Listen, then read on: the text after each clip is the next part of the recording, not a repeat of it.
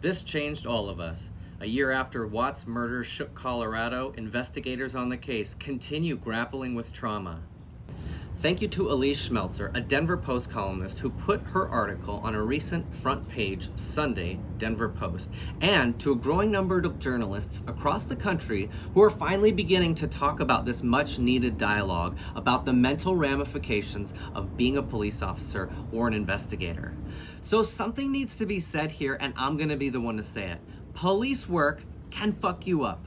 And you know what? Police work should fuck you up. You're not supposed to be able to see dead bodies and dead children and dead wives pulled from shallow graves and then sit there and listen to the husband's account of how he murdered them. You can't see violence and victimization and gore and guts and trauma all day, every day, without it fucking you up. It's a normal phenomenon. I think there's this problem in America where law enforcement's afraid to say, hey, we're having problems from everything that we're seeing, and we're judging them, saying, well, if they're messed up mentally, then they shouldn't be doing the job.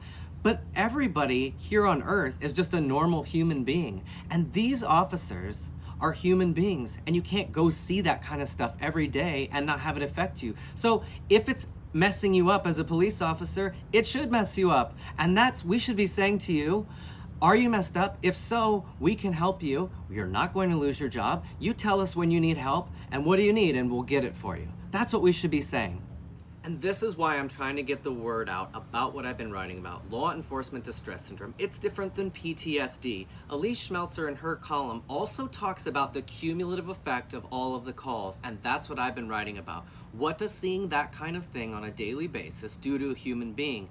And as a society, we should expect the people that are seeing that to have problems. So instead of judging them and saying, oh, you have problems, we should lose your job, we need to make a safe space for first responders to talk about, hey, okay, I'm starting to have some effects, I need some help, without fear of losing the job, without ramifications financially or putting your whole livelihood at risk, and then we get them the help. That's easy to do. Could be a transfer of assignment for a while, it could be whatever. I have lots of different options. But I want you to read about law enforcement distress syndrome at stevewarneke.com/LEDS. If you're in law enforcement, people are writing saying, I feel better just having read about it.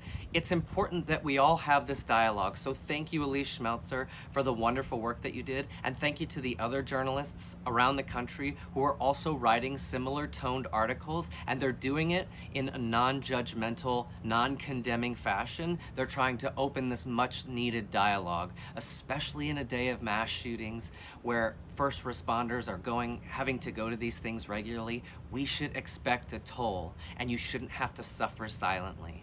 So there's resources also available at my website, stevewarneke.com. Help me get the word out about law enforcement distress syndrome. Thank you for your time.